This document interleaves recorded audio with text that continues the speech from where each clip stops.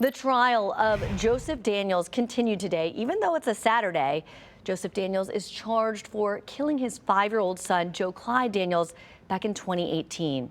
Today, both the defense and prosecution finished questioning Detective Sarah McCartney with the Dickson County Sheriff's Department. McCartney was one of the first investigators at the Daniels' home the day Joe Clyde was reported missing. The detective says she reviewed video from security cameras inside and outside places near the Daniels home on Garner Creek. One of those videos showed Matthew Ledford, the Daniels neighbor, going into his driveway the night of Joe Clyde's disappearance. She says her focus was this minuscule light in the bottom right corner. And as you can see, because you've seen multiple vehicles on this video, those lights do not act or behave like any other vehicles that you see in the video.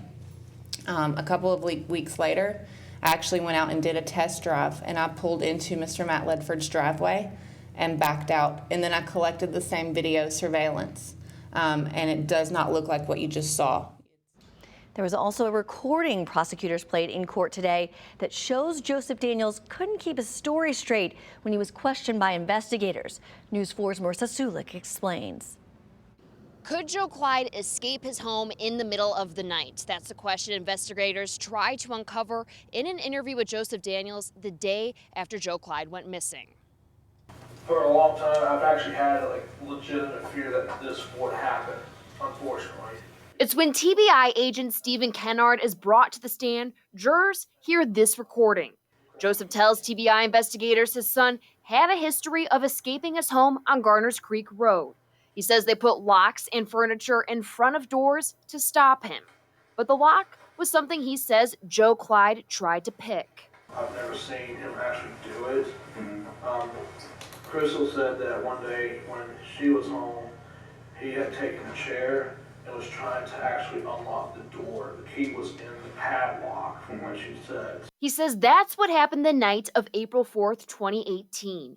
Joe Clyde moved the coffee table and unlocked the padlock on the back door. I noticed something weird was going on because the coffee table that sits in the living room was pointed towards the two doors to the room that they were sleeping in, and I walked in and he wasn't there.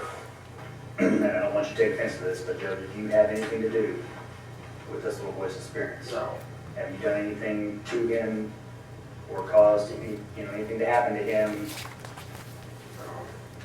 after the fact? Is everything that you told us been accurate and true? Yes.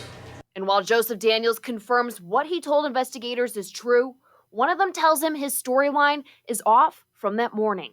There's just a few things that changed, I guess, from when I talked to you this morning to just now. Yeah. There's been some new things that you've added that I didn't know about. Now, Agent Kennard will not continue with his testimony on Monday. He's been removed from the subpoena because of his involvement in the Delkey trial. I'm Marissa Sulik, News 4 Nashville.